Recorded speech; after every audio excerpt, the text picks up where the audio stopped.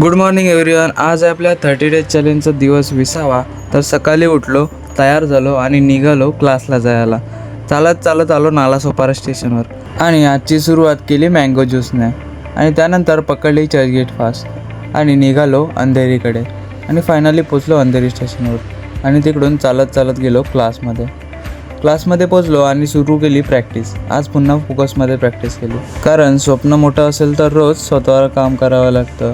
हीच प्रॅक्टिस आपल्याला इतरांपेक्षा वेगळी बनवणार आहे. यश एका दिवसात मिळत नाही, पण रोजच्या छोट्या छोट्या मेहनतीमुळे तयार होतं. मन लावून प्रॅक्टिस केली. मग प्रॅक्टिस संपल्यावर निघालो घरी यायला.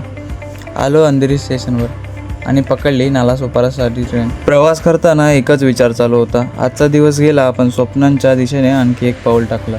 फायनली पोचलो नालासोपाराला आणि चालत आलो घरी. आजचा दिवस सिंपल होता, पण कन्सिस्टन्सी ठेवणं हे सगळ्यात मोठं सक्सेस आहे. तर मित्रांनो, आजचा ब्लॉग इथेच संपतो. भेटूया उद्याच्या ब्लॉगमध्ये.